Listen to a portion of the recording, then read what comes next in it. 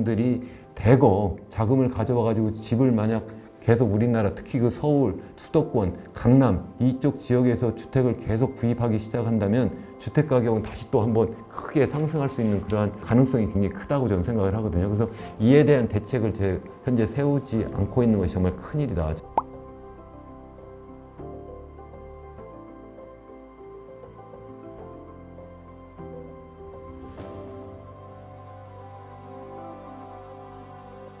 네, 안녕하세요. 이현웅 교수의 경제포럼. 오늘도 함께 해주셔서 감사합니다. 제가 최근 영상에서 특별히 강조해서 여러분들과 말씀을 나누고 있는 주제는 주로 부동산 문제, 그리고 우리나라의 저출산 고령화 문제입니다. 우리나라는 특별히 전 세계에서도 가장 저출산 고령화가 빠르게 진행되고 있고 출산율이 전 세계에서 가장 낮고 그렇기 때문에 고령화 비율이 전 세계에서 가장 빠른 속도로 증가하고 있다. 저출산 고령화를 가속화시키는 중요한 원인이 우리나라는 전 세계에서 가장 주택 가격이 높다 하는 말씀을 드렸습니다. 제가 오늘 특별히 더 말씀을 드리려고 하는 것은 부동산 가격과 관련된 말씀이에요. 제가 일반적으로 생각할 때는 우리나라의 주택 가격은 인구 고령화로 인해서 인구가 점점 더 늙어가고 있고 또 뿐만 아니라 인구 총수도 줄어들고 또 그 속에 들여다보면 생산 연령 인구는 더 빠르게 감소하고 있다는 것이 우리나라의 주택 가격을 계속 예전처럼 부동산 불패신화처럼 계속 가격이 엄청나게 상승할 수 없고 도리어 하향 추세로, 하향 안정화 추세로 떨어질 거다 이런 말씀을 제가 드린 바가 있고요. 또 뿐만 아니라 우리나라의 성장 잠재력이 계속 하락하고 있다. 예전처럼 우리가 두 자릿수 성장을 하거나 매년 아니면 최소한 한 자릿수라도 5% 후반대 이런 성장은 절대 가능하지 않고 지금 2% 정도 수준에 계속 머물러 있을 수밖에 없고 그리고 더 앞으로 2030년 정도 되면 1% 수준으로 떨어지고 그 밑으로 더 떨어질 것이다. 이것도 우리나라의 소득 수준이 계속 성장할 수 없는 상황으로 내몰리고 어쩌면 이제 마이너스 성장까지도 하기 때문에 이것도 우리나라의 주택 가격을 하향 안정화시키는 중요한 원인이 될 것이다. 또 뿐만 아니라 이자율, 금리도 이게 예전처럼 이렇게 낮게 갈 수 없기 때문에 이것이 우리나라의 주택 가격을 계속 안정화시킬 수밖에 없다. 하락할 수밖에 없는 그런 중요한 원인이다. 이런 말씀을 드렸습니다. 그렇기 때문에 요즘 주택 가격이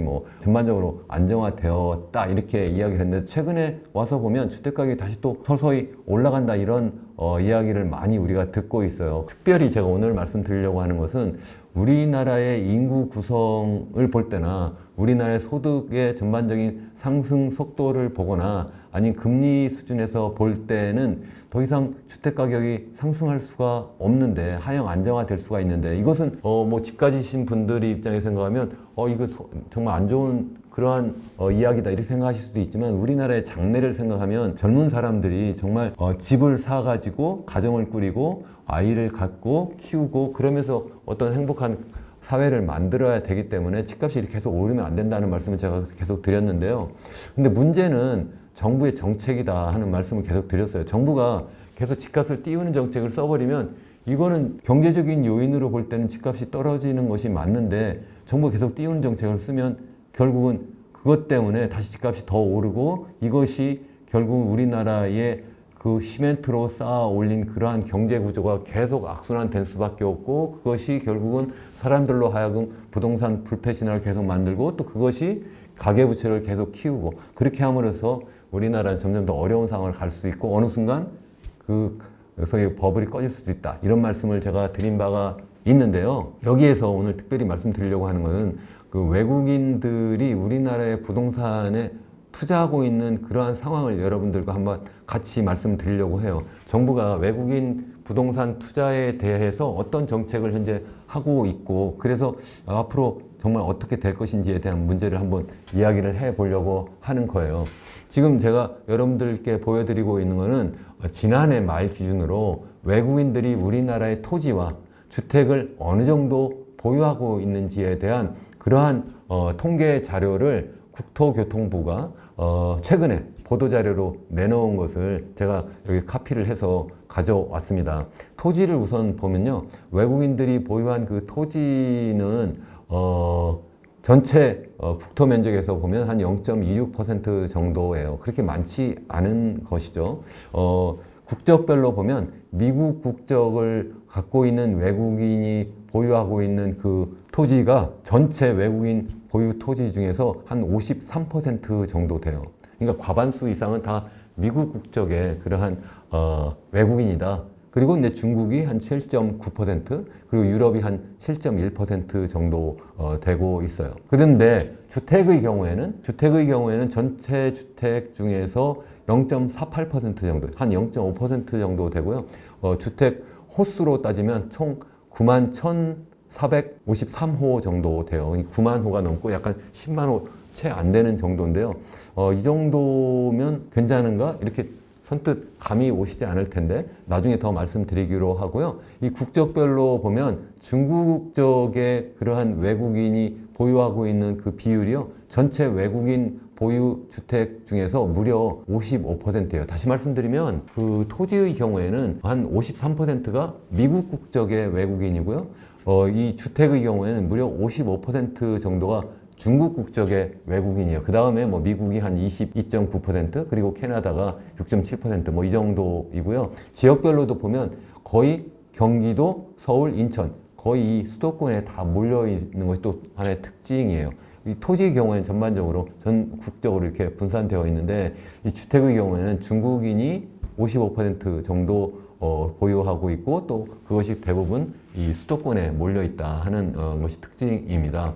우선 외국인 토지 보유 현황을 좀 더 들여다보고 그 다음에 주택 말씀을 더 드리려고 합니다. 자, 이 그림에서 보시면 외국인 토지 보유 현황을 2011년부터 지난해까지 보여주고 있는데, 2011년의 경우에는 전체 외국인 토지 보유 면적이 1억 한 9천만 제곱미터 정도예요. 근데 이게 2023년, 그러니까 지난해 말 기준으로 보면 이게 2억 6,400만 정도 이렇게 됩니다. 그러니까 이 기간 동안 그 외국인의 그 토지 보유 규모가 한 50% 가까이 이렇게 증가한 거라고 이렇게 볼 수가 있는 거죠. 지난해 기준으로 해서 좀 전에 말씀드린 것처럼 그 외국인의 토지 보유 현황을 이 표에서 보면 국적별로 이렇게 되어 있는데 미국, 중국 뭐 이렇게 나와 있다는 말씀 드렸고, 근데 미국이 왜 이렇게 많으냐를 보여주는 것이 그 아래에 있는 표인데요. 여기 보시면 외국 국적 교포예요. 다시 말씀드리면 우리나라 사람이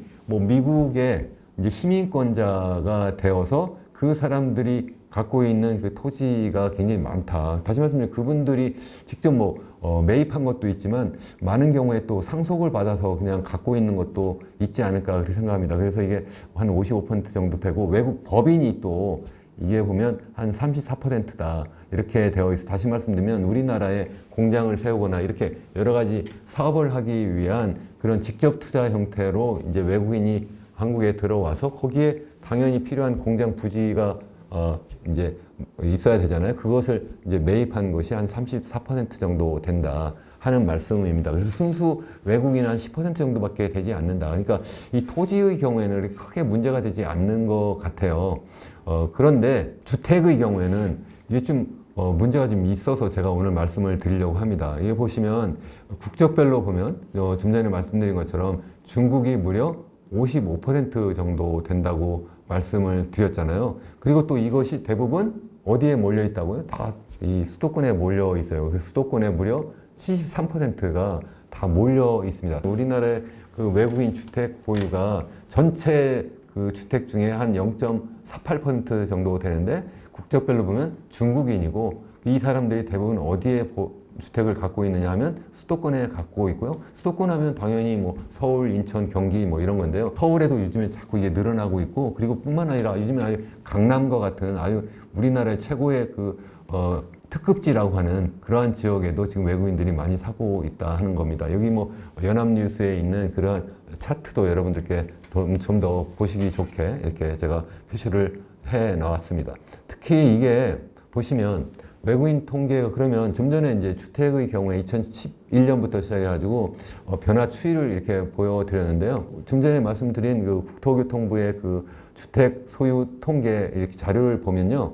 여기에서 보시면 이 자료가 그런 추세를 나타내는 그래프가 없어요. 토지의 경우에 2011년부터 있는데 주택의 경우에는 그동안 얼마나 이게 증가했는지가 나와 있지 않아요. 지난해의 경우에는 좀 전에 말씀드린 것처럼 총 9만 1,453호라고 그랬는데, 그래서 제가 올해 발표한 거 말고요, 1년 전 발표한 그러한 국토교통부의 그 보도자료를 제가 찾아와 봤더니요. 22년 말, 그러니까 지난해 말고 지지난해 말 기준으로 보면 주택 보유 총량이 소유한 외국인 소유 주택이 83,512호예요. 그러니까 이 기간 동안 1년 동안 한 9.5%, 한 10% 증가한 거예요. 한 10% 증가했다 하는 말씀을 제가 해서 드리는데, 근데 여기서 문제가 뭐냐면 좀 전에 말씀드린 것처럼 우리나라에서는 지금 외국인이 어느 정도 지금 주택을 보유하고 있는지 그러한 통계 조사를 이제 막 시작을 한 거예요. 그러니까 2022년 자료가 있고요. 23년 자료가 있고, 그전에는 어떻게 외국인들이 우리나라에 들어와 가지고 주택을 보유하고 있는지, 그 보유하고 있는 그 구체적인 내역이 어떻게 되고 있는지에 대한 그러한 조사조차 제대로 되어 있지 않다 하는 말씀입니다. 그래서 제가 직접 담당자에게 전화까지 해가지고 예전 자료 없느냐, 없다는 거예요. 그래서 깜짝 놀랐습니다. 이렇게 어떻게 우리나라에 들어와 있는 외국인들이 주택을 얼마나 보유하고 있는지에 대한 그런 통계 조사조차 되어 있지 않을까, 이런 생각을 정말 우려하면서 제가 해봤는데요.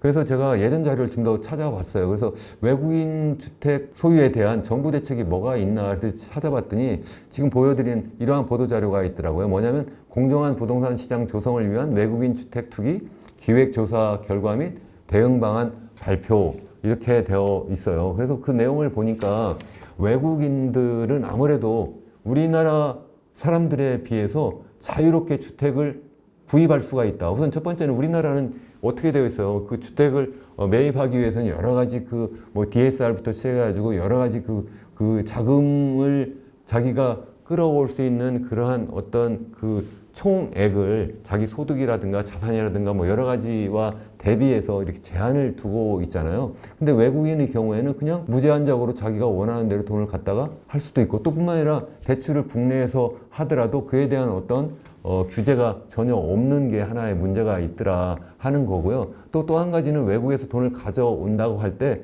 그 돈이 과연 제대로 합법적으로 들어온 돈인지 아닌지에 대한 그러한 분명한 검증 절차도 제대로 되어 있지 않은 거예요. 그래서 그것을 앞으로 좀 하겠다 이렇게 하면서 그 2022년 그 보도자료에 보면 그 전체 그 외국인들이 주택을 거래한 그 내역을 이렇게 찾아와 봤는데 총 그것도 전체가 아니라 2000년 1월부터 시작해서 22년 5월까지 주택 거래가 총 2만 건이 있었다는 거, 2만 38건이 있었는데 그 중에서 이렇게 조사를 해봤더니 위법 의심 행위가 한 567건이 있더라. 그러니까 한 3%밖에 되지 않는 거죠. 전체 거래 중에서 별로 거래가 돼 있지 않는 그러한 상태에서 지금 어쨌든 그 의심 행위가 그 정도밖에 없더라. 근데 보니까 불법적으로 해외에서 자금 들어온 것이 한 59건이 있고, 또 무자격 임대업을 하고 있다. 그러니까 이게 사가지고 임대업을 하는데 거의 무자격으로 막 한다든가,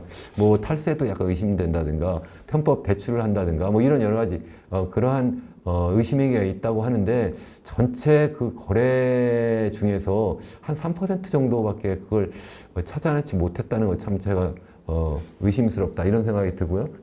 뿐만 아니라 이게 지금 전반적인 이런 외국인 부동산 투기 대응 방안이라고 나와 있는 것들을 보면, 이 외국인들이 우리나라에 막 대거 자금이 들어왔을 때 과연 이것이 우리나라에 미치는 그 어떤 주택 가격의 어떤 상승 압력에 대한 그러한 걱정을 전혀 하고 있지 않다 하는 그러한 생각을 하면서 이 보고서를 제가 자세히 좀 들여다봤습니다. 그런 문제를 과연 어떻게 해결할지에 대한 그 정부의 대책을 우리가 마련하지 않으면 정말 힘들다. 정말 앞으로 이것 때문에 주택가격이 더 오를 수도 있다. 전 그런 생각을 하거든요. 왜 그러냐면 우리나라는 아직까지는 중국인들이 많이 대거 자금을 가져와서 주택을 막 매입하고 있지는 않지만, 그래도 최근에 와가지고 지금 점점 중국인들의 주택 구매가 계속 늘어나고 있다는 그러한 보도도 여러분들이 일부 보셨을 거라고 생각을 하는데요. 이 중국인들이 국내에서 자금을 지금 해외로 많이 빼돌리고 있다고 하잖아요. 그래서 그 돈이 대부분 어디로 가고 있느냐면 미국으로 가거나 아니면 캐나다로 가거나